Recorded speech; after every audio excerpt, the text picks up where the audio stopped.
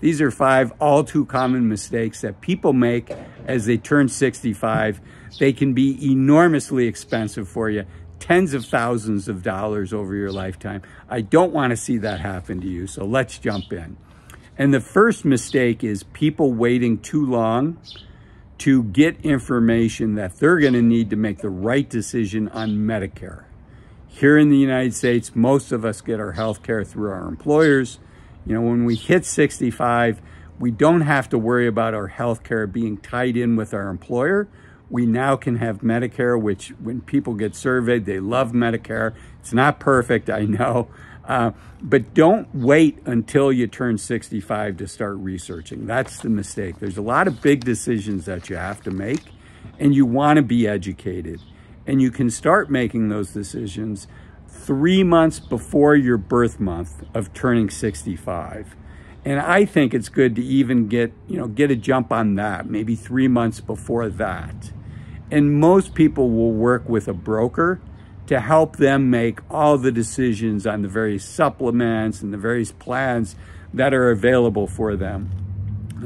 And there's high level, and I should say, I am not a licensed insurance person.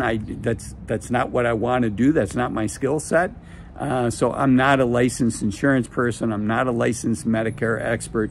You should deal with somebody that is an expert and that is licensed. All I'm saying is you should get information well ahead of time, and you should know that there's basically high level 2 types of agents. One is called the captured agent, which is somebody that works for the company that offers the plans.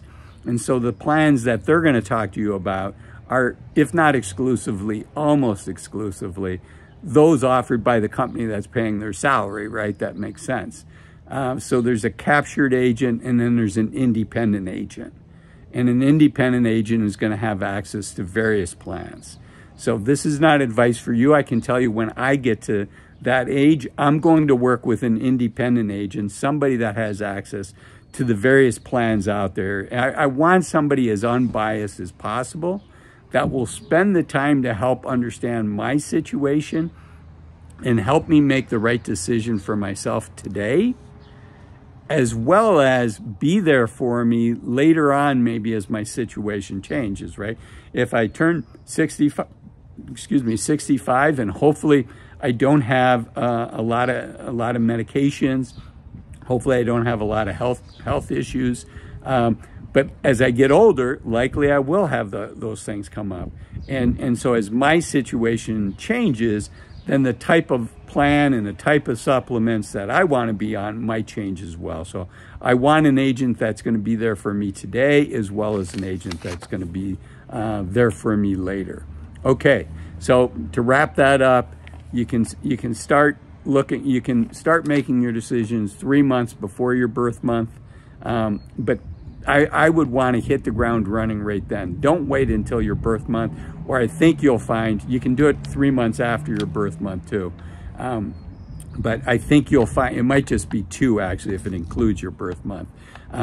But I think you'll find that the sooner you start looking at that information, the better off you are. There's a 6-month open window, and you want to enter that window with as much information as you can. Okay. The next one is, another thing, as we age, it doesn't have to be at 65, but our Social Security decision. This is a big one that can easily cost tens of thousands of dollars if we get it wrong.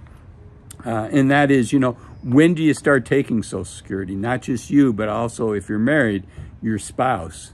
So when do you start? When does your spouse start?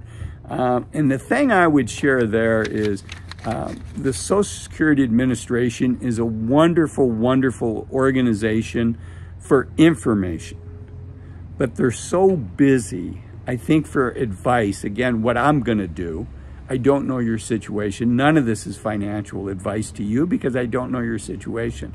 But for me, I want somebody that's going to be able to sit down with me, get to understand my situation, get to understand what's important to me, and help me make the right decision. And the people that work at Social Security are great with sharing information and answering your questions. That's what they're there for. But as far as getting advice, I think it's worth paying an accountant or paying a fee-only financial advisor that has expertise in these areas to help you make the decision that's right for you. So that's a big mistake that people often make, is either they make this decision on their own, or they ask the Social Security agent during their 15 or 20-minute visit, gee, what do you think I should do? And you know, I think it's hard, I think it's impossible, to be candid, to help somebody make a quality decision if you've only had 15 or 20 minutes with them. So again, a fee-only financial advisor or a CPA, an accountant. Okay, number 3, and this you don't have to wait to 65 for, but it's not being organized. And if you're not organized with your finances by the time you're getting to be 65, it's time to start. And one of the biggest mistakes that I see people make is they have all of these, what I call orphan accounts, these little accounts just from their life history. You know, they used to work on the East Coast, now they're on the West Coast, and they still have an IRA with the bank that they were with back then, and they have a 401k from an employer that they worked for 2 years, and they have all this money scattered in all different places, right? And A, it's good to know how much you have to be able to sum all that up. B, it's good to be able to get a high-level picture so that you have an idea of where you're at. And C, it's important from an asset allocation standpoint that, you know, you want to have as few of accounts as you need, but no more. And there can often be reasons to have a 401k with an old employer. There can often be reasons to have an IRA somewhere else, right? But you wanna make sure that there is a reason to have these accounts. And if there's not, with the accounts that you can combine, work with an expert. This isn't financial advice for you. I don't know your situation, but you know, combine the accounts that you can so that you can get your hands around and say, okay, now I understand my asset allocation, because you know what? Your asset allocation is going to determine a lot of what your returns and what the volatility you experience is during the ride. Okay, number 4 is a budget. I know it's not sexy, but I think it's important. And here what I want to share is, you know, if you're getting close to retirement, I think it's really wise to have a practical budget, not just a theoretical budget. And by a practical budget, I mean a budget that you have actually lived on for, you know, a minimum of 3 months, preferably 6 months or 12 months. It's easy to leave things off of a budget that you may not have thought of, and it's easy to overestimate on things. So I think it's worthwhile to plan ahead and say, you know what, let's live on this budget for 6 months and see what it feels like.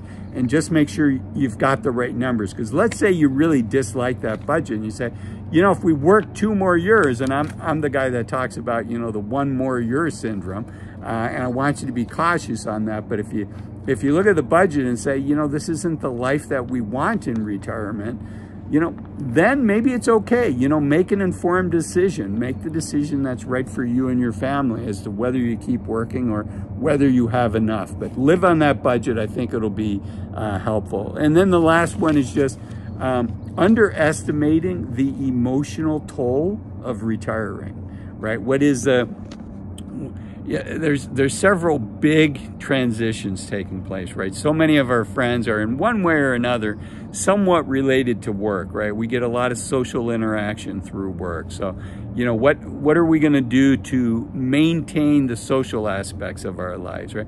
What are we going to do for our purpose? You know, who are we outside of our job? What is our purpose? What is our drive? What are our passions? What are we going to do with our time? And there's a lot of great things here, and I want to encourage you to get ready. You don't have to wait again till you're 65. When you're 45, you can be thinking about these things. But for sure, if you haven't done the work yet, do the reflective work. And there's a great book, I've shared it many, many times. It's called From Strength to Strength by Arthur Brooks, that kind of talk about this transition and how do you keep that sense of purpose and vitality in your life as you're transitioning. So I know you're going to enjoy that book. I also know you'll enjoy this video here that talks about average income for retirees in America, and this video here that talks about 5 reasons to retire as soon as you can.